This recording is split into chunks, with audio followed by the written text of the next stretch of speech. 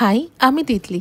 আমার আরেকটা মিনি ব্লগে আপনাদের প্রত্যেককে জানাচ্ছি একটা ওয়ার্ম ওয়েলকাম। আজকের দিনটা না খুব স্পেশাল। কেন বলুন তো? আজকে আমার মায়ের জন্মদিন। দেখুন, সকাল সকাল স্নান করে নতুন শাড়ি পরে একদম রেডি হয়ে পায়েস খেতে বসে গেছে। জন্মদিন মানেই কিন্তু নতুন একটা জামা, সাথে পায়েস আর অনেক আশীর্বাদ আর ভালোবাসা।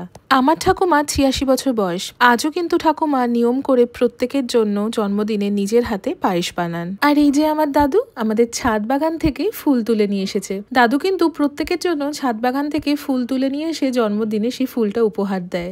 আমিও বাদ পড়ি কেন? আমিও মাকে গোলাপ ফুল আর কেক দিয়েছিলাম। ফুল কে না ভালোবাসে বলুন তো? তবে ফুল কিন্তু আমার গাছেই বেশ দেখতে ভালো লাগে। এই যে ফ্লাওয়ার ভাসে সুন্দর করে ফুলগুলোকে সাজিয়ে রাখবো, দুদিন পরেই কিন্তু ফুলগুলো শুকিয়ে যাবে, তখন ভীষণ মন খারাপ লাগে। এই বেল ফুলটাও আমি গোলাপগুলোর সাথে রেখে দিলাম। আমি মায়ের জন্য বানিয়েছিলাম পাতলা করে মাটনের ঝোল। মা ভীষণ ভালোবাসে আমার হাতের এই মাটনের ঝোলটা খেতে।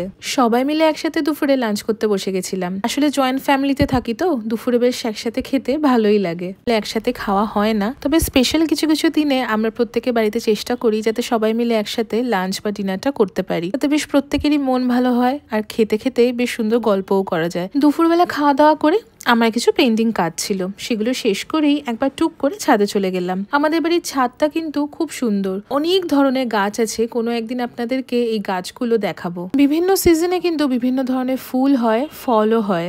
এটা কি বলুন তো?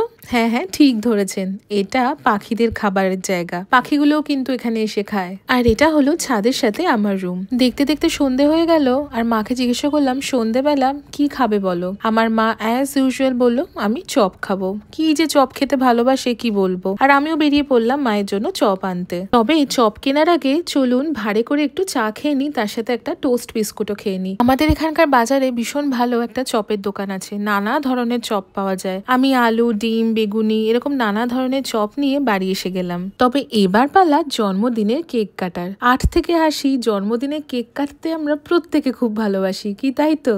সবাই মিলে না একসাথে থাকার এটাই একটা মজা। যে কোনো আনন্দের দিন, মজার দিন সুন্দরভাবে সবাই মিলে একসাথে সেলিব্রেট করা যায়। সবাই মিলে আনন্দ করতে করতে আজকের মিনি ব্লগটা এখানেই শেষ করলাম। দেখা হবে আবারও একটা সুন্দর মিনি ব্লগের সাথে। আপনারা কিন্তু অবশ্যই জানাবেন আমার মিনি ব্লগগুলো আপনাদের কেমন লাগছে। সকলে খুব ভালো থাকবেন, সুস্থ থাকবেন।